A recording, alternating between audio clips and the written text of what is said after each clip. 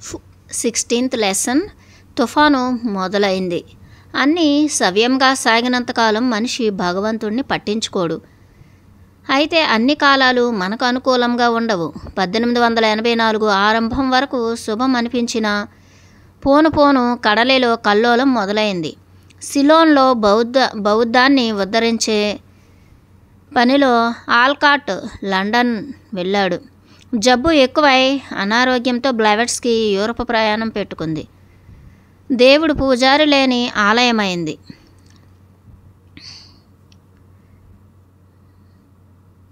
Theosophical society.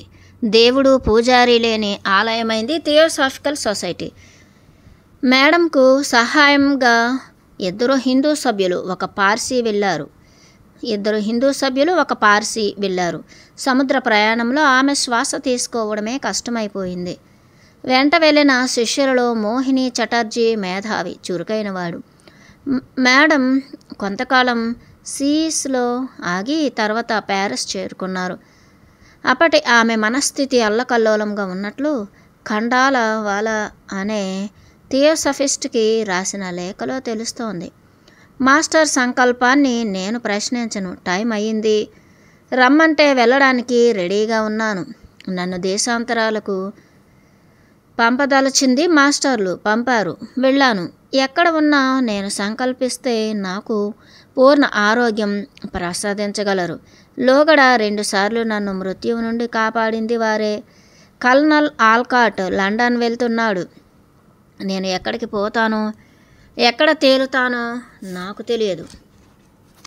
అది అప్పటి Blavatsky పరిస్థితి. ఆమె సీస్ నుండి రావడం కోసం మోహిని ఎదురు చూస్తున్నాడు. అతనికి ఒక లేఖ అందింది. అది ఎవరు రాసింది తెలియదు. అది సాధకుల ప్రవర్తన గురించి. ఉపాసిక బ్లెవెట్స్కీ వచ్చినప్పుడు భక్తి ప్రపత్తులతో స్వాగతం చెప్పాలి. ఆమెను కన్న తల్లిలా గౌరవించాలి. భారత సంప్రదాయాలు ఆచారాలు మంచివి. ఫ్రెంచి వారి మర్యాదలు యోగం విషయంలో పనికిరావు. ఒకవేళ కల్నల్ అడిగితే చెప్పు, నమస్కారం చేస్తున్నది శరీరానికి కాదని లోపలి ఆత్మకని. ఆయన నాకంటే పెద్దవాడు, మహాత్ముడు. అయినా తన వ్యవహారాలను పర్యవేక్షించే బాధ్యత నాది. పెద్దలు కనిపించినప్పుడు మర్యాదగా నమస్కారం చేయడం నేర్చుకో. నాకంటే పెద్దవాడు అన్నది మహాచౌహాన్ గురించి. మహాచౌహాన్ హిమాలయ యోగుల్లో శ్రేష్ఠుడు. హిందూ సాంప్రదాయంలో నమస్కారం వినయాన్ని తెలియజేస్తుంది. బ్లెవెట్స్కీ రాసిన ఉత్తరం. ఫిబ్రవరి 17, 1884. ఆల్కాట్ సొంత పనుల మీద లండన్ వస్తున్నాడు. మాస్టర్ మోరియా తన శిష్యుడు మోహిని మోహన్ చటర్జీ రూపంలో నా వద్దకు పంపుతున్నాడు. ఆ వచ్చేవాడు అసలు మోహిని కాదు, మాస్టర్ ప్రతినిధి. శరీరం రూపం చూచి భ్రమపడకు. లోపల పనిచేసేది మాస్టర్. ఇంకా నా విషయం అంటావా? వయస్సు మీరింది కదా, ప్రశాంతంగా చచ్చిపోవాలని ఉంది. ఆరోగ్యము అంతంత మాత్రమే. ఎవ్వరికి ఎందుకు పనికిరాని మనిషిని నేను. రోజు కాస్త చచ్చిపోతున్నాను. పొరపాటు. ఆమె చేసిన పని పూర్తి చేయకుండా మాస్టర్లు అనుమతించరు. 1884 ఏప్రిల్ 24 మరొక లేఖ ఏపీ సిన్నెట్కు అందింది. మోహిని లండన్ రావడానికి కారణం అక్కడ లాడ్జి పనులు చక్కబెట్టడం కాదు, వేరే ముఖ్యమైన కార్యం ఉంది. ఆధ్యాత్మికంగా అభివృద్ధి చెందిన వ్యక్తి స్వబుద్ధితో పనిచేయడు. అతడిని నడిపించే ఆత్మ లోపల ఉంటుంది. వేరొకరి ఆత్మ అతన్ని ఆవహించి పనిచేయిస్తుంది. అది చనిపోయిన మనిషి ఆత్మే కానవసరం లేదు. ఒక పరమ గురువు మహాత్మ అభివృద్ధి చెందిన శిష్యుని శరీరంలో ప్రవేశించి పనిచేస్తుంది. అది ఆవేశనం, పూర్తి పరకాయ ప్రవేశం కాదు. చిన్న చితక అవరోధాలు, ఆటంకాలు ఏర్పడిన ఇంగ్లాండ్లో, ఫ్రాన్స్లో థియోసఫీ సెంటర్లు చాలా ఏర్పడ్డాయి. భారతీయ ఆధ్యాత్మిక తత్వం తద్వారా యూరప్ పాకింది. ఆ మాత్రం స్పందన ఇంకా అమెరికాలో రాలేదు. అమెరికా తటపటాయిస్తోంది. మొత్తం మీద అతీంద్రియ శక్తుల కథలు జనాల్లో బాగా ప్రచారం పొందాయి. ప్యారిస్లో ఉన్న బ్లెవెట్స్కీని చూడడానికి ఆమె సోదరి జెలిహోవ్స్కీ వచ్చింది. 5 సంవత్సరాలు ఇండియాలో ఉండి వచ్చిన చెల్లెల్ని చూసి ఆశ్చర్యపడ్డది. ఎంత మారిపోయింది, ఒక యోగినిలా తయారైంది. సొసైటీ పనులతో బిజీగా ఉన్న జర్మనీ, రష్యా, అమెరికా నుండి వచ్చే అతిథులతో ఆత్మీయ చర్చలు సాగిస్తోంది. నిజానికి తను ఎవరి ఆసక్తిని ప్రోత్సహించడం లేదు, నిర్లిప్తంగా ఉంటోంది.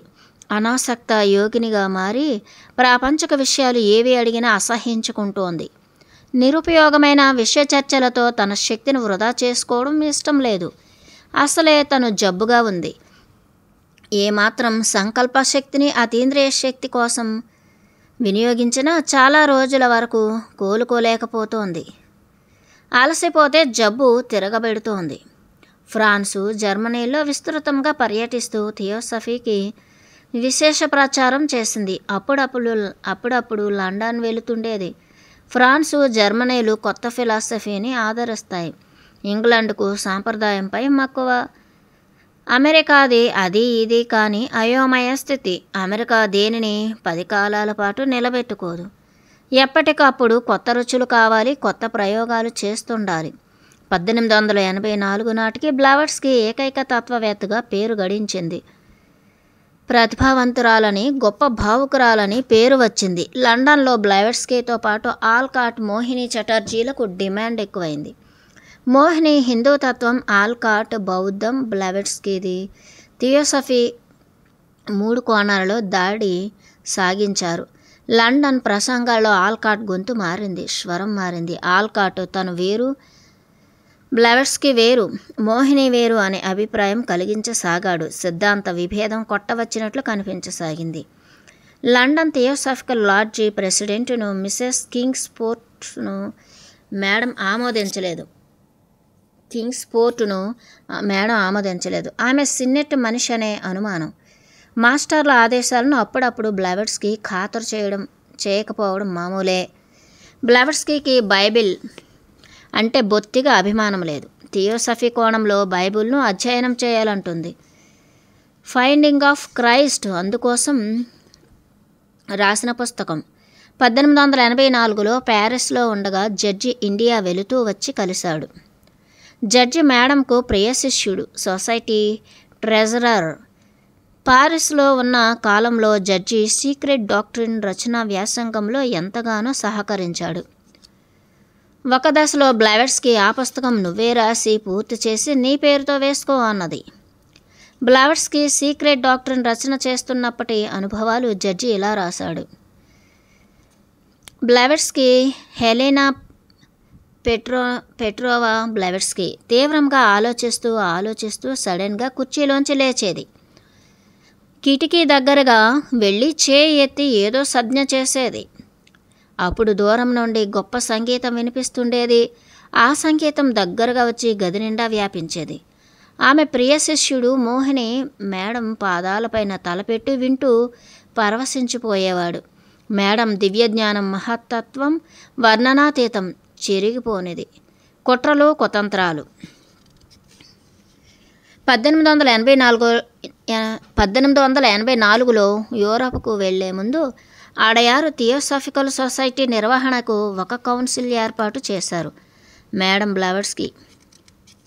అప్పుడు కౌన్సిల్లో కొన్ని చీడపురుగులు చొరబడ్డాయి.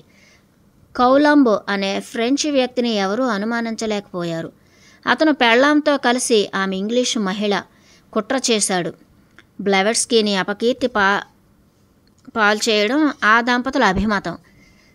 వారికి సొసైటీని ఎలాగైనా నాశనం చేయాలన్న దుర్బుద్ధి పుట్టింది. పాపం బ్లెవెట్స్కీ, ఆల్కాట్లు అటువంటి ప్రమాదం ఊహించలేదు. కానీ పైనున్న మాస్టర్లు పసిగట్టారు. ఆల్కాట్, మోహిని ప్యారిస్ నుండి లండన్ వెళ్తుండగా వారెక్కిన రైలు బోగీలోకి ఒక లేఖ పంపాడు మాస్టర్ కుతుహోమి.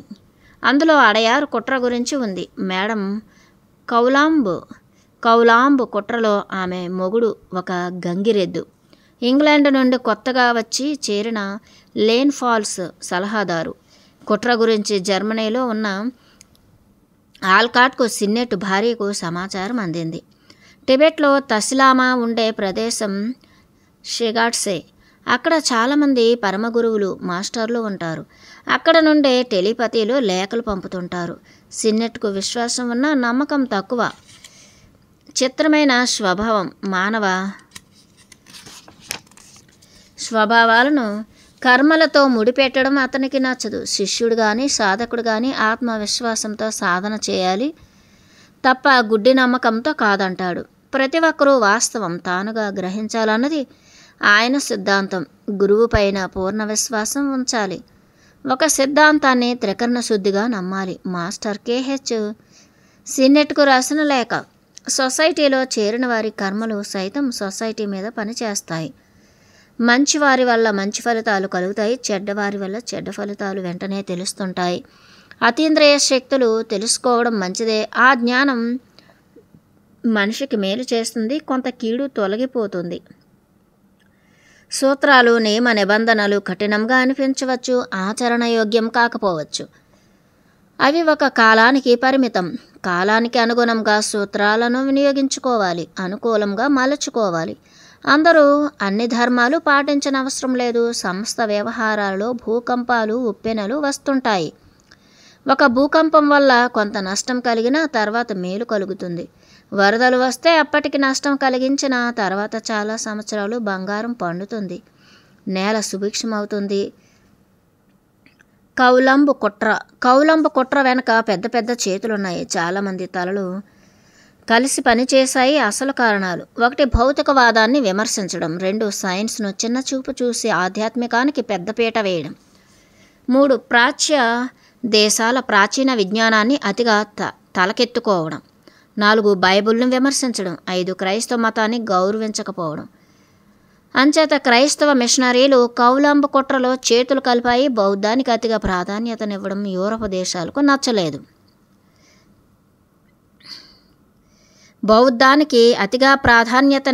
యూరప్ దేశాలకు నచ్చలేదు. వారి దృష్టిలో క్రైస్తవ మతం ఒక్కటే గొప్ప, జీసస్ను మించిన ప్రవక్త లేడు. కౌలాంబు అసలు కథ. మేడం బ్లెవెట్స్కీకి కౌలాంబుకు పూర్వ పరిచయం ఉంది. మేడం కౌలాంబుకు పూర్వ పరిచయం ఉంది. ఆ పరిచయమే ఇప్పుడు బ్లెవెట్స్కీ కొంప మీదికి తెచ్చింది. ఆమె పీఠానికి ఎసరు పెట్టింది. 1870లో బ్లెవెట్స్కీ ఒక నౌకా ప్రమాదంలో చిక్కుకుని ప్రాణాలతో బయటపడ్డది. అప్పుడు చేతిలో ఒక్క రూబుల్ లేదు, కట్టుబట్టలు తప్ప. రష్యా నుండి డబ్బు రావడం ఆలస్యమైంది. అప్పుడు కౌలాంబు ఆమెను ఆర్థికంగా ఆదుకున్నది. అప్పుడు కౌలాంబుకు కైరోలో చిన్న హోటల్లో పని. బ్లెవెట్స్కీకి ఉచిత భోజనం, వసతి ఏర్పాటు చేసింది. అందుకు కృతజ్ఞతగా 9 సంవత్సరాల తర్వాత కౌలాంబు దంపతులు కష్టంలో ఉన్నప్పుడు బొంబాయికి పిలిపించి థియోసాఫికల్ సొసైటీలో ఆశ్రయం ఇచ్చింది. తర్వాత అడయారు రప్పించి పరపతి పెంచింది.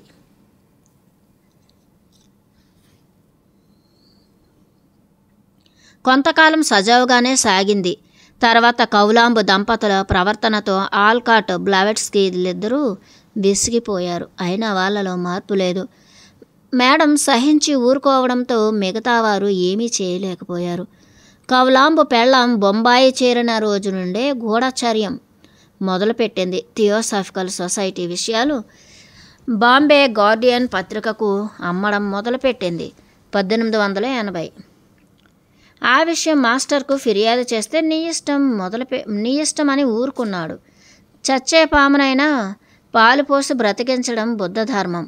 ఆ పాము లేచి పాలు పోసిన చేతనే కాటు వేస్తుందని బుద్ధునికి తెలియదా? అది బుద్ధుని కాటు వేయకపోవచ్చు, మిగతా వారిని వదలదు కదా. బ్లెవెట్స్కీ వాళ్ళ చర్యల్ని వాళ్ళ కర్మ అని సరిపెట్టుకోసాగింది. చివరకు నా సహనమే నా పాలిటి శాపమైంది, దిగులు పడసాగింది. కౌలాంబు పెళ్ళాం డబ్బు విషయంలో మహా గబ్బు మనిషి. డబ్బు కోసం ఎన్ని గలీజ్ పనులైనా చేస్తుంది. తనకు దివ్య దృష్టి ఉందని ప్రచారం చేసుకుంది. గుప్త నిధుల్ని కనిపెడతానని డబ్బు సంపాదించేది. సొసైటీ సభ్యులకు అబద్ధాలు చెప్పి డబ్బు గుంజేది. మేడం బ్లెవెట్స్కీ యూరప్ వెళ్ళగానే ప్రిన్స్ హరిసింగ్ నుండి 2000 సంపాదించింది. అతను బ్లెవెట్స్కీకి ఫిర్యాదు చేశాడు. అది బ్లాక్మెయిల్. దాంతో ఆవిడపై చర్య తీసుకుంటారని భావించారు. కానీ ఆవిడ బ్లెవెట్స్కీ పైన, థియోసాఫికల్ సొసైటీస్ పైన పగ పెంచుకోసాగింది. బ్లెవెట్స్కీ వెళ్ళగానే కౌలాంబ్ దంపతులు మేడ మీద బ్లెవెట్స్కీ ఉండే గదులు ఆక్రమించుకున్నారు. నాటి నుండి బ్లాక్ మెయిలింగ్ మొదలైంది. మేడంపై పగ సెగలుగా రగిలింది. బ్లెవెట్స్కీ రాసిన ఉత్తరాలలో కొన్ని ఫోర్జరీ ఉత్తరాలు జత చేశారు. కౌలాంబ్ వడ్రంగం పనివాడు. మేడం గదుల్లో బీరువాలు తెరిచి రంధ్రాలు చేసి బ్లెవెట్స్కీ మాయలేడి అని, తాంత్రికురాలని ప్రవాదాలు ప్రచారం చేశారు. వారి దుశ్చర్యలు ఎవరూ పసికట్టలేదు. కౌలాంబ్ చర్యలకు కౌన్సిల్ విసిగిపోయింది. చివరికి కౌలాంబ్ దంపతుల్ని క్వార్టర్స్ నుండి పంపివేశారు. తర్వాత 4 నెలలకు మేడం బ్లెవెట్స్కీ పేరున కొన్ని ఉత్తరాలు మద్రాసు క్రిస్టియన్ కాలేజీ మ్యాగజైన్లో అచ్చయ్యాయి. ఆ వ్యాసాలు ఇచ్చినందుకు క్రిస్టియన్ మిషనరీలు కౌలాంబ్కు చాలా డబ్బు ఇచ్చాయి. అది బ్లెవెట్స్కీకి తెలిసింది. 3000 రూపాయలు ఇస్తే ఆ ఉత్తరాలు తిరిగి ఇస్తానని కౌలాంబ్ బ్లాక్మెయిల్ చేసింది. థియోసాఫికల్ సొసైటీస్పై దాడి జరిగినట్లు పత్రికల్లో వార్త వేయించారు. ఆ వార్త ఆధారంగా ఆమెపై విమర్శలు సాగాయి. కోర్టుకు వెళితే మేడం పరువు బజారు పాలవుతుందని కౌన్సిల్ మిన్నకుండిపోయింది. బ్లెవెట్స్కీ తిరుగు ప్రయాణంలో ఈజిప్టులో ఆగింది. ఒకనాడు నైలు నదీ తీరంలోని బాలన్ మ్యూజియం వెళ్ళింది. అక్కడ సమాధి అయిన రాజుల చరిత్రలు ఆమె వివరిస్తుంటే ఈజిప్టాలజిస్ట్ మస్సూరో నోరు వెళ్ళబెట్టాడు. పరిశోధనలకు సైతం అందని విజ్ఞానం ఆమెది. మేడం తిరిగి అడయారు చేరగానే భారతీయ పద్ధతిలో ఘన స్వాగతం లభించింది. 500 మంది కాలేజీ విద్యార్థులు సంతకాలతో మెమొరాండం సమర్పించారు. మద్రాసు క్రిస్టియన్ కాలేజీ పత్రికలో ఆమెపై చెడుగా రాసిన లెక్చరర్లు, విద్యార్థులు ఘనంగా సన్మానించారు. ఆమె సన్మానానికి సమాధానం చెబుతూ, మీరు నావిగా ప్రచురించిన లేఖలు నేను రాసినవి కాదు. అంతకు మించి నా సంజాయిషి అవసరం లేదు. కౌలాంబ్ కుట్రలో మిషనరీల పాత్ర ఉందని తెలిసిన తర్వాత అందరికీ ఆమెపై గౌరవం పెరిగింది. ఆ సందర్భంలో ఇండియన్ క్రానికల్ పత్రిక బ్లెవెట్స్కీని ప్రశంసిస్తూ ఇలా రాసింది: మేము థియోసఫిస్టులం కాము, కానీ థియోసాఫికల్ సొసైటీ నిర్మాతలపైన గౌరవం, సద్భావన మాకుంది. క్రైస్తవ మత చాదస్తులకు మహాత్ముల గురించి బొత్తిగా తెలియదు, అవగాహన లేదు. భారతదేశంలో ఎందరో మహర్షులు, యోగులు ఉన్నారు. వారిని గురించిన మూర్ఖులు క్రైస్తవులు, వారిని గుర్తించలేని మూర్ఖులు క్రైస్తవులు. థియోసఫీ చాలా విలువైన సిద్ధాంతం. అది ప్రాచీన సనాతన ధర్మం. వారికి తాత్కాలికంగా అవరోధాలు ఏర్పడవచ్చు. కాలాన్ని ఎదిరించి థియోసఫీ నిలబడుతుంది. మంచి చెట్టు పుచ్చు చచ్చు కాయలు కాయదు. తీయని చెట్లకు తీయని ఫలాలే కాస్తాయి, చేదు కాయలు కాయవు. ఆధ్యాత్మిక రంగంలో ఆత్మాన్వేషణలో అంచనాలు వేయడం కుదరని పని. సత్యాన్వేషుల జీవితాలు భౌతిక ప్రమాణాలకు అందవు. మేడం బ్లెవెట్స్కీ జీవితం చిన్నతనం నుండి అసాధారణమైంది, భిన్నంగా ఉంది. పరమశత్రువులైన ఆమె నిజాయితీని, నిబద్ధతను శంకించలేరు. ఆమెది మచ్చలేని జీవితం. రాజకుటుంబంలో పుట్టిన ఆమె తప్పుడు పనులు చేయలేదు. నీచపు బుద్ధులుండవు. దరిద్రము అనుభవించడం కర్మ వల్ల కావచ్చు. కోరి దరిద్రాన్ని వరించిందేమో. లోకల దృష్టిలో అది స్వయం కృతాపరాధం. ఆమెకు నిరాడంబరంగా పొదుపుగా జీవించడం ఇష్టం. ఆ విషయం అక్షర సత్యం, అందరికీ తెలిసిన నిజం. ఒక ఆశయంతో ముందుకు సాగే వారికి అవరోధాలు, ఆటంకాలు ఏర్పడతాయి. అవి పరీక్షలు మాత్రమే, ఓటమి, అపజయ చిహ్నాలు కావు. మనిషి బలహీనతల్ని ఆమె క్షమించగలిగింది. కీర్తికాంక్ష, ధన వ్యామోహం బొత్తిగా లేని స్త్రీ ఆమె. ఆమెలో వెతికిన అహంకారం కనిపించదు. ఏ మతం పట్ల అభిమానం, పక్షపాతం లేదు. సహాయాలు, సత్కార్యాలు చేసి పేరు సంపాదించాలన్న తపన అస్సలు లేదు. తను రాసిన పుస్తకాలలోని భావాలు తన స్వంతమని చెప్పదు. ఆ గొప్పతనం తన గురువులకు ఇస్తుంది. మాస్టర్సు నా చేత రాయించుకున్నారు. మాస్టర్లు నా చేత రాయించుకున్నారు అని సవినయంగా ప్రకటించింది. మహాత్మా లేఖలు అన్నీ మేడం కల్పించినవనే అపవాదం ఉంది. మాస్టర్ పేర ఫోర్జరీ చేసిందంటారు. కాదని జినరాజ దాస్ నిరూపించాడు. ఎన్ని కష్టనిష్ఠూరాలు ఎదురైనా అనుకున్న లక్ష్యం సాధించడం ఆమెకిష్టం. లక్ష్యం చెదరనీయలేదు. మాస్టర్లపై నమ్మకం సడలనివ్వలేదు. తలెత్తి నిటారుగా నడవగలిగిన ధీమతి బ్లవట్స్కీ. పులి మీద పుట్ర. కౌలాంబు కుట్ర అంతటితో ఆగిపోలేదు. కోతిపుండు బ్రహ్మరాక్షస అయినట్లు కౌలాంట్ కేసుపై ఒక విచారణ కమిటీ ఏర్పడింది. థియోసఫీ వ్యవహారాలు కోర్టుకెక్కితే నిరూపితం కావు. వీటికి ఆధారాలు ఉండవు. న్యాయం జరగదు. ఫ్రెమా ఫాసియా క్రింద కొట్టివేస్తారు. అతీంద్రియ విషయాల నిరూపణ అసంభవం. పాపం బ్లవట్స్కీ ఓటమి అంగీకరించి పారిపోవలసి రావచ్చు. ప్రతిపక్షం వారు లబ్ధి పొందడం ఖాయం. హిమాలయాల్లో ఎంత వెతికినా అతీంద్రియ శక్తులున్నవారు కనిపించరు. మాస్టర్లు కనిపించరు. కనిపించినా వచ్చి సాక్ష్యం చెప్పరు. పవిత్రమైన పరమ గురువుల లక్ష్యాలు నిరూపించడం ఎలా? కేసు కౌలాంబుతో ఆగదు. తీగలాగితే డొంకంతా కదులుతుంది. ఆ సమయంలో బ్లవట్స్కీ ఏపీ సిన్నెట్కు రాసిన లేఖాంశం. ఈ కేసులో మాస్టర్ల ప్రస్తావన వచ్చి తీరుతుంది. నా వరకు న్యాయస్థానంలో మాస్టర్ల పేర్లు బయట పెట్టడం ఇష్టం లేదు. నేను చావనైనా చస్తాను కానీ ఆ పని చేయలేను. అది గురుద్రోహం. ఒక్కసారి కాదు, మాస్టర్లు కోసం 1000 సార్లు చావడానికి నేను సిద్ధం. నేను ఏం రాయను.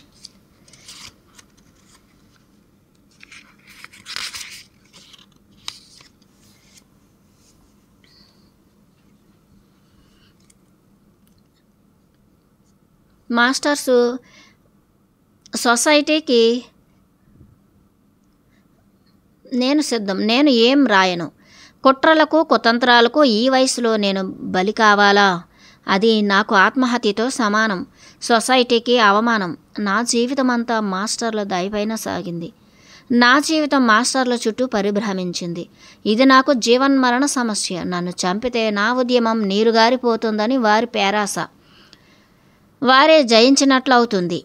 అది బ్లవట్స్కీకి వ్యక్తిగతంగా అవమానం కాదు. థియోసఫీపై కక్ష సాధింపు. మంచి ఆశయాలను గౌరవించలేని సమాజ వైఫల్యం. అసలు జరిగింది. సొసైటీలో సభ్యులుగా చేరే ముందర అందరి బుద్ధి బాగానే ఉండేది.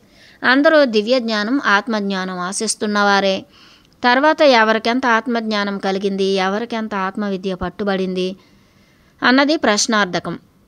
రోజులు గడిచిన కొద్దీ అతీంద్రియ శక్తులు దక్కడానికి ఇంకా ఎంతకాలం అని ప్రశ్న మొదలైంది.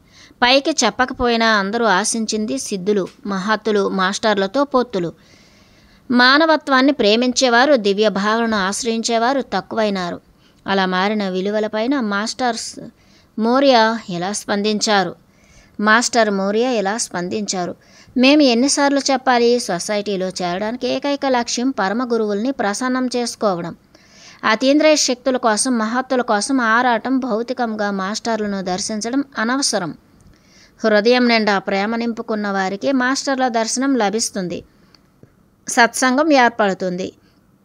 శక్తుల్ని స్వార్థ ప్రయోజనాలకు ఉపయోగించదలిస్తే లక్ష్యం దూరం అవుతుంది. మానవత్వం మరచి స్వార్థం చూసుకునేవారు ఇక్కడ ఉండడానికి అర్హులు కారు. ఆ లేఖను బట్టి టీఎస్ సభ్యులతో మాస్టర్లు విసిగిపోయినట్లు తెలుస్తుంది. ఆ లేఖ బ్లవట్స్కీని చాలా బాధించింది.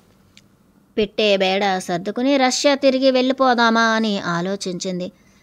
తన జీవిత లక్ష్యం సీక్రెట్ డాక్ట్రిన్ రచన. అది పూర్తి కావాలి. థియోసఫికల్ సొసైటీ ఎంత ముఖ్యమో సీక్రెట్ డాక్ట్రిన్ రచన అంతే ముఖ్యం. నాటి మేడం మనస్థితి మిసెస్ సిన్నెట్కు రాసిన మరొక లేఖ అద్దం పడుతుంది. నా గుండె మొక్కలైంది. అయిన వాళ్లే శత్రువులైనారు. చావు బ్రతుకుల్లో ఉన్నప్పుడు ఒకనాటి సంఘటన నన్ను బ్రతికించింది. నేను చేయవలసిన పనులు పూర్తి చేసి తీరాలని మాస్టర్స్ ఆదేశించారు. మాస్టర్స్కి మాట ఇచ్చాను. ఆ రోజు రాత్రి నేను చనిపోతానని అందరూ అనుకున్నారట. ఆశించారో భయపడ్డారో తెలియదు నాకైతే. నాటి సంఘటన నా హృదయం పైన చెరగని ముద్ర వేసింది. ఆ రోజునే మనిషి నైత్యం తెలిసింది. మాస్టర్ తన చేతిని నా గుండెపైన ఉంచి శ్వాస ఆగిపోకుండా చేశారు. పైగా రానున్నది మంచి కాలమని హామీ ఇచ్చారు. నీకిష్టమేనా అని అడిగారు మాస్టరు. ఇష్టమే అన్నాను. అలా నా కర్మకు నేనే బాధ్యురాలినైనాను. నా కష్టాలను నేనే కొని తెచ్చుకున్నాను. ఆ క్షణంలో చచ్చిపోయి ఉంటే బాగుండేది. ఇంకా బాధలు అనుభవించవలసి ఉంది. ఏం చేయను, నేను బ్రతికి తీరాలి అని మాస్టర్లు అంటే నేను కాదనలేను. ఆ మర్నాడు బ్లెవెట్స్కి ఉత్సాహంగా నిద్రలేచింది.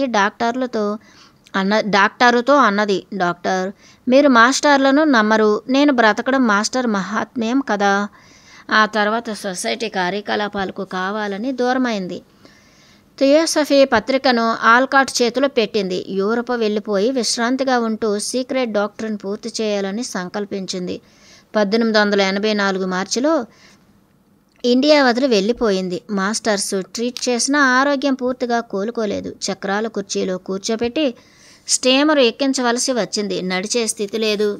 మేడం వెళ్ళిపోయిన తర్వాత ఆల్కాట్ అన్నీ తానే అయి సంస్కరణలు మొదలుపెట్టాడు. విలువల పునరుద్ధరణ అత్యావశ్యకం అయినా థియోసాఫికల్ సొసైటీ సవ్యంగా సాగే అవకాశాలు కనిపించలేదు.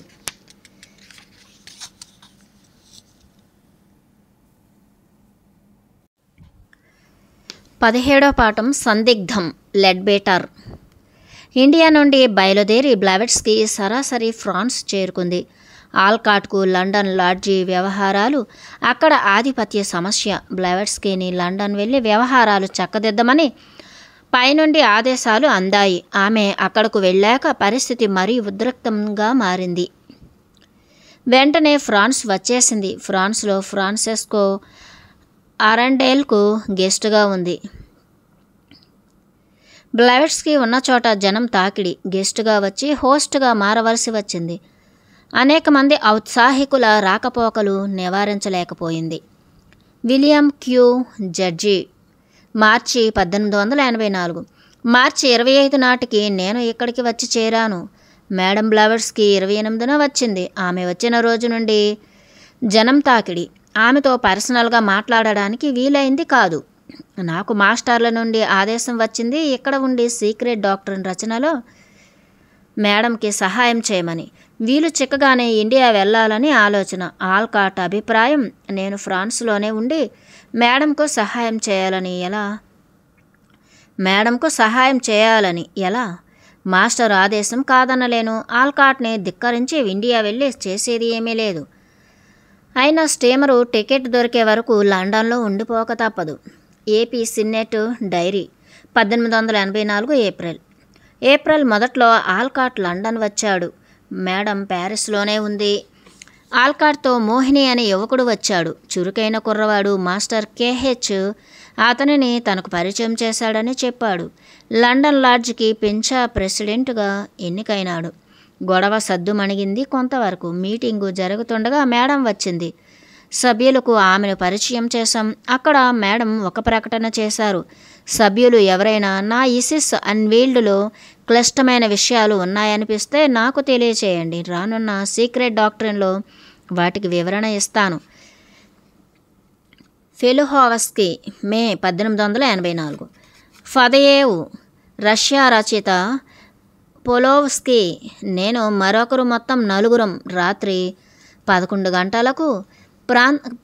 గంటల ప్రాంతంలో డ్రాయింగ్ రూమ్లో కూర్చుని ఉన్నాం. బ్లెవెట్స్కీని అడిగాము మీ మాస్టర్స్ గురించి, అతీంద్రియ శక్తుల గురించి చెప్పమని. తను ఆసక్తిగా చాలా విషయాలు చెప్పింది. ఉన్న నలుగురము రష్యన్లమే కదా. తన మెడలో ఉన్న లాకెట్ తీసి ఇచ్చింది చూడమని. అది బంగారు గొలుసు. లాకెట్లో ఒక బొమ్మ ఉంది, హైందవ యోగిది.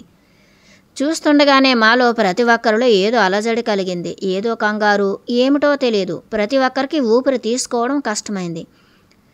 ఉక్కిరి బిక్కిరైపోతున్నాం. బ్లెవెట్స్కీ చేతులతో కళ్ళు మూసుకుంది. ఏదో జరగబోతోంది అనడానికి అది సూచన. సులోవ్యేవ్ తన చూపు గది మూలన కేంద్రీకరించాడు. అక్కడ ఒక నిప్పు కణిక కదిలినట్లయింది. అంతలో వరండా కారిడారులోంచి అద్భుతమైన సంగీతం వినవచ్చింది. నేను లేచి వెళ్ళి చూశాను. అక్కడ ఎవరూ లేరు. కానీ బ్లెవెట్స్కీ ప్రక్కన ఎవరో నిలబడి ఉన్నట్లు తోచింది. నేను చూస్తుండగానే ఆ వ్యక్తి రూపం అదృశ్యమైంది. ఆమె మాకు చూపించిన పథకంలో ఇప్పుడు 2 రూపాలున్నాయి, మాస్టర్ది, మేడంది. మేడం మీరు ఎవరు అని అడిగారు ఒకరు. ఆమె సమాధానం, నేనొక బౌద్ధ ఉపాసికను. ప్రపంచం అంతా తిరుగుతుంటాను. సత్యాన్ని ప్రతిష్ఠించడమే నా ధ్యేయం, కర్తవ్యం. లెడ్బేటర్. థియోసాఫికల్ సొసైటీ చరిత్రను ఒక మలుపు తిప్పిన వ్యక్తి లెడ్బేటర్. మేడం బ్లెవెట్స్కీ నిష్క్రమణ తర్వాత తెరపైకి వచ్చిన ప్రతిభాశాలి. వస్తుతః అతీంద్రియ శక్తులు కలవాడు, బహుముఖ ప్రజ్ఞావంతుడు, అన్నింటికీ మించి క్రైస్తవాభిమాని. ఆ అభిమానం లెడ్బేటర్కు కలిసొచ్చింది. అతనికి క్రైస్తవ ప్రపంచంతో ఉన్న సంబంధాలు థియోసఫీ ప్రచారానికి పనికొచ్చాయి. అతనికి మాస్టర్లతో టచ్ ఉంది. థియోసఫీలో చేరకముందే మాస్టర్ కుతుహోమి నుండి ఒక లేఖ అందుకున్నాడు. వారి దృష్టిలో అది అర్హత, యోగ్యత. మాస్టర్కు మరొక లేఖ రాద్దామనుకున్నాడు. అది పోస్ట్ చేయడం కుదరని పని. మాస్టర్స్కు తన లేఖను అందించడానికి బ్లెవెట్స్కీని కలుసుకోదలిచాడు. ఆ మర్నాడే మేడం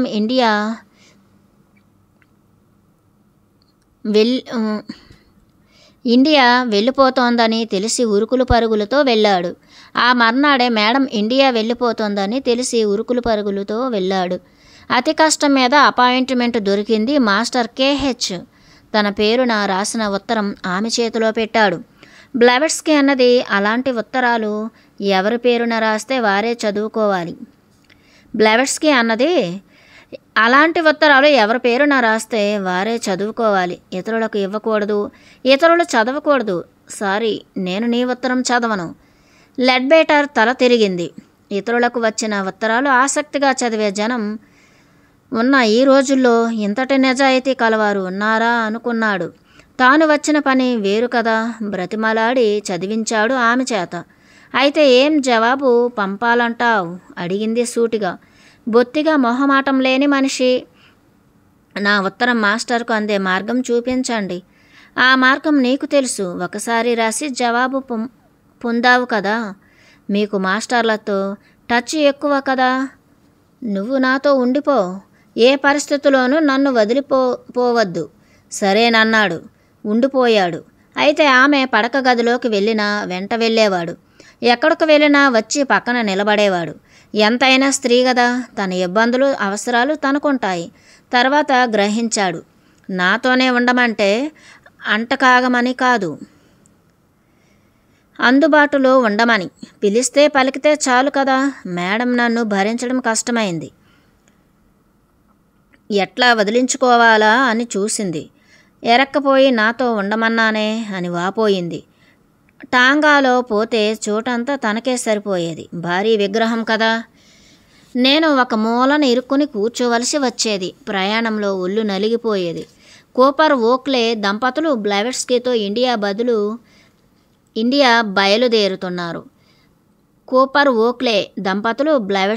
ఇండియా బయలుదేరుతున్నారు. ఆ రోజు రాత్రి మేడంతో కలిసి వాళ్ళ ఇంటికి వెళ్ళాను. మేడం వస్తోందని తెలిసి అంత ప్రొద్దుపోయినా వారి ఇల్లు జనంతో కిటకిటలాడుతోంది. వాళ్ళంతా మేడంకి సెండ్ ఆఫ్ చెప్పడానికి వచ్చారు. ఆమె ఫైర్ సైడ్ కుర్చీలో కూర్చుని మాట్లాడుతోంది. సిగరెట్ మీద సిగరెట్ కాలుస్తోంది. ఆమె చైన్ స్మోకర్. అకస్మాత్తుగా ఆమె కుడి చేతిని లేపి మంటలోకి చాచింది. అరచేయి పై వైపుకు తిరిగి ఉంచి. నాకు ఆశ్చర్యం. ఆమె ప్రక్కనే ఉన్నాను. అది నా డ్యూటీ కదా. ఆమె చేతిలోకి ఒక మడత పెట్టిన కాగితం వచ్చింది. దానిని నా చేతికిచ్చి, ఇది నీ ప్రశ్నకు జవాబు అన్నది. బయటకు వెళ్ళి చదువుకో అని నన్ను పంపివేసింది. ఎంత నిజాయితీయో. బ్లెవెట్స్కీ బృందం లెడ్బేటర్తో కలిసి బయలుదేరింది. ప్రయాణంలో చాలా ముఖ్యమైన సంఘటన ఒకటి జరగబోతోంది అని ఆమె ముందుగానే తాయిలం అందించింది.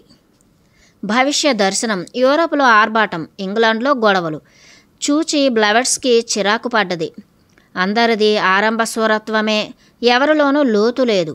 మీ ఐరోపా వారికి అత్యాశ, అతీంద్రియ విజ్ఞానం సైతం మీ సొంతమైనట్లు, మీరే కనిపెట్టినట్లు పొంగిపోతున్నారు.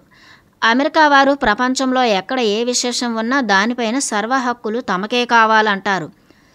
వారిది మరీ నడమంతరం. అతీంద్రియ విజ్ఞానాన్వేషణలో వచ్చే కష్టాలు మీకు తెలియవు, ఊహించను కూడా ఊహించలేరు. మీ వివేకం జ్ఞానం వేరు. నేనెన్ని కష్టాలు అనుభవించానో మీకు తెలియదు. ఇండియన్స్కు ఏం కోరుకోవాలో ఎంత ఆశించాలో తెలుసు. అర్హత లేని వాటి కోసం వారు అర్రులు చాచరు. ఇండియన్స్కు ఏం కోరుకోవాలో ఎంత ఆశించాలో తెలుసు. అర్హత లేని వాటి కోసం వారు అర్రులు చాచరు. భారతీయులు చాలా పరీక్షలు తట్టుకుని విజయం సాధించారు. అది వారి స్వంత సాధన ఫలం, తపఫలం. ఉత్తనే వచ్చి పడ్డది కాదు, అది అర్హత. ఆ తపస్సు మీ వల్ల ఏమవుతుంది? 1884 నవంబర్లో లివర్పూల్ నుండి మద్రాసుకు బయలుదేరిన బృందం ఇసాబెల్ కూపర్, లారా ట్లే కూపర్, డాక్టర్ ఆర్చిబాల్డ్ కైట్లే, వకాలే మేడం. తర్వాత లెడ్బేటర్ వచ్చి కలిశాడు. మెయిల్ బోటులో సోయజ్ కెనాల్ ఇన్మైలా వరకు ప్రయాణం. తర్వాత కైరోకి రైలు ప్రయాణం. Isabel Cooper Oakley. కైరో నుండి బ్లావెట్స్కి నేను సోయజ్ చేరి 2 రోజులు ఆగి మద్రాసుకు బయలుదేరాం. ఆల్కాట్ ఇతర సభ్యులు కొలంబోలో మమ్మల్ని వచ్చి కలిశారు. అక్కడ 2 రోజులుండి ముఖ్యమైన బౌద్ధాలయం దర్శించాం. మేము కలిసిన వారిలో సుమంగళ గొప్ప వ్యక్తి, సిలోన్ బౌద్ధారామాల ప్రధాని. ఆయన మమ్మల్ని చాలా ఆధారంగా చూశాడు. డిసెంబర్ 21 నాటికి మద్రాసు చేరం. చిన్న పడవలో ఒక బృందం మా నౌక దగ్గరకు వచ్చారు. పెద్ద పెద్ద కెరటాలు, పడవలు మునిగిపోతాయా అని భయం వేసింది. నావికా ప్రయాణం అంతా ఒక ఎత్తు, చిన్న పడవల్లో రేవుకు చేరడం ఒక ఎత్తు. భయం వేస్తుంది. బ్లెవెట్స్కీ బ్యాండ్ మేళాలతో స్వాగతం చెప్పారు. పచ్చయ్యప్ప మందిరానికి తీసుకువెళ్లారు. రాజా ఒకరు మమ్మల్ని కారులో అడయారు చేర్చారు. అప్పుడు అడయారులో కన్వెన్షన్ జరుగుతోంది. దేశంలోని అన్ని ప్రాంతాల నుండి అభిమానులు వచ్చారు. అనేక విషయాలతో పాటు కౌలాంబ్ కుట్రపై సుదీర్ఘ చర్చ సాగింది. కేసు వల్ల కలిగిన అవమానంతో మేడం ముఖం చూపలేక మానసికంగా కృంగిపోయింది. ఒకరోజు రాత్రి ఊహించని ప్రమాదం రానే వచ్చింది. ఆమె సడన్గా స్పృహ కోల్పోయింది. డాక్టర్లు ఇదే చివరి రాత్రి అని తేల్చారు. మేడం మరేం పర్వాలేదు అంటూనే కోమాలోకి వెళ్ళిపోయింది.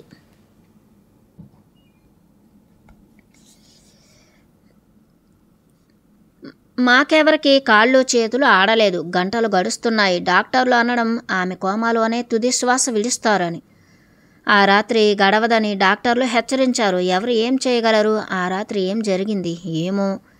ఉదయం 8 గంటల వేళ మేడం లేచి కూర్చుని కళ్ళు విప్పింది. ఆకలిగా ఉంది. బ్రేక్ఫాస్ట్ కావాలని అడిగింది. 2 రోజులుగా ఆమెకు స్పృహ లేదు. ఒళ్ళుపై తెలియని స్థితి. ఇలా తెల్లవారేసరికి ఏమిటి మార్పు? పరుగున వెళ్ళి చెప్పినా డాక్టర్ నమ్మలేదు. ఆమె డాక్టర్ను ప్రశ్నించింది. మీరు మాస్టర్లను నమ్మరు. వారి శక్తి మీకు అర్థం కాదు, తెలియదు. ఆమె ఆరోగ్యం కుదుటపడాలంటే యూరప్ తీసుకువెళ్లాలని డాక్టర్లు సలహా చెప్పారు. ఆల్కాట్ కథనం ఫిబ్రవరి 1885. మరొకమారు మాస్టర్ మోరియా మేడంను మృత్యువు నుండి రక్షించాడు. కొన్ని రోజులు ఆమె మృత్యువు ఒడిలోనే ఉంది. నాకు టెలిగ్రామ్ అందగానే బర్మా నుండి వచ్చాను. మేడంను చూస్తానన్న ఆశ లేదు. నిజానికి 3 డాక్టర్లు రాత్రింబవళ్ళు కష్టించిన ఆమెను కోమా నుండి తప్పించలేకపోయారు. కోమాలోనే చచ్చిపోతుందని ఆశ వదులుకున్న సమయంలో మాస్టర్ అదృశ్య హస్తం వచ్చి ఆదుకుంది. మాస్టర్ కనిపించగానే సీను మారిపోయింది. నిన్నగాక మొన్న ఫిబ్రవరి 7న పరిస్థితి విషమించింది. సుబ్బారావు, దామోదర్ ఆశలు వదులుకున్నారు. అంతా అయిపోయింది అని నిర్వేదం చెందారు. నిన్న ఒక యోగి కాషాయ బట్టలతో వచ్చాడు. ఆయన ప్రక్కన ఒక స్త్రీ ఉంది. శిష్యురాలేమో. నన్ను పిలిపించారు. వెళ్ళాను. ఆయన నా వైపు చూశారు. నేను ఆయనలోకి చూశాను. ఆయన కళ్ళు మూసుకుని ధ్యానం చేశాడు. ఏదో సందేశం ఇచ్చినట్లయింది. తిరువెళ్ళం నుండి మాస్టర్ నారాయణ పంపాడట తనని. నన్ను ఒంటరిగా ఎక్కడికి వెళ్ళవద్దని హెచ్చరించారు. తర్వాత ఆ యోగి ఆయన శిష్యురాలు బ్లావెట్స్కి మంచం దగ్గరకు వెళ్ళారు. ఆమె బ్లవట్స్కీని లెమ్మని పిలిచింది. ఏవో మంత్రాలు ఉచ్చరించింది. గురువు ఆమెకు విభూతి ఇచ్చి బ్లవట్స్కీ నుదుటిపై పెట్టమన్నాడు. కొంత విభూతి పొట్లం కట్టి మేడం తల దగ్గర ఉంచమన్నాడు. వెళుతూ చెప్పాడు, పర్వాలేదు, అవసరమైతే నన్ను తలుచుకుని ముమ్మారు నా పేరు ఉచ్చరించండి, నేను చూసుకుంటాను అని గురువు తన శిష్యురాలితో కలిసి వెళ్ళిపోయాడు.